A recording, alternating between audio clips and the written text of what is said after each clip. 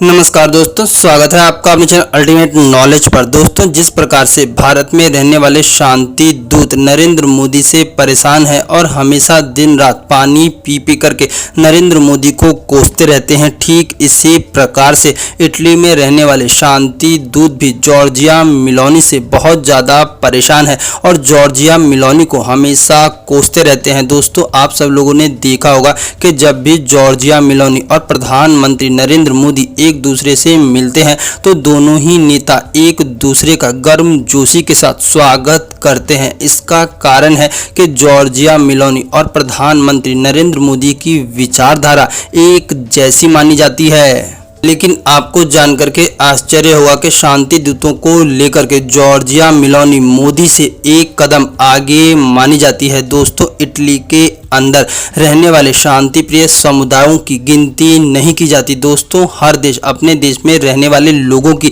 गिनती करता है जिससे वो वहां पर रहने वाले लोगों के वास्तविक आंकड़े को जान पाए, लेकिन इटली के अंदर रहने वाले शांति दूतों की गिनती नहीं की जाती और इसका कारण है कि इटली के अंदर इस्लाम को धार्मिक मान्यता नहीं दी गई है। इटली कभी भी इस्लाम को धर्म नहीं मानता। यही कारण है कि इटली में रहने वाले शांति प्रिय समुदाय लोगों की गिनती नहीं की जाती।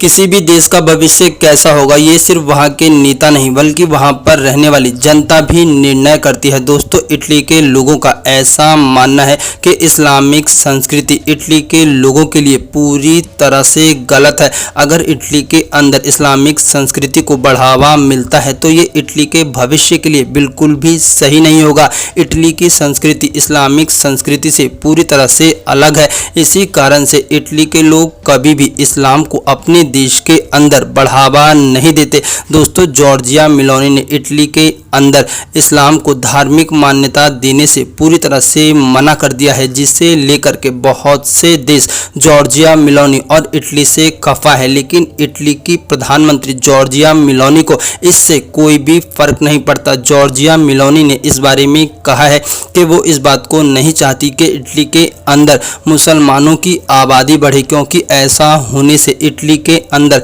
धार्मिक कट्टरता उत्पन्न होगी जिसका इटली के ऊपर बुरा प्रभाव पड़ेगा। और इसी के साथ साथ जॉर्जिया मेलोनी ने यहाँ तक कहा है कि वो अपने देश के अंदर इस्लाम को धार्मिक मान्यता दे करके अपने देश का भविष्य अंधकार में नहीं डालना चाहती और ना ही इटली के लोगों की सुरक्षा में किसी भी प्रकार की कोई समस्या को उत्पन्न करना चाहती। दोस्तों, प्यू रिसर्च सेंटर दुनिया की जानी मानी रिसर्च सेंटर है जो कि धार्मिक चीज़ों को लेकर के सर्वे करती रहती है।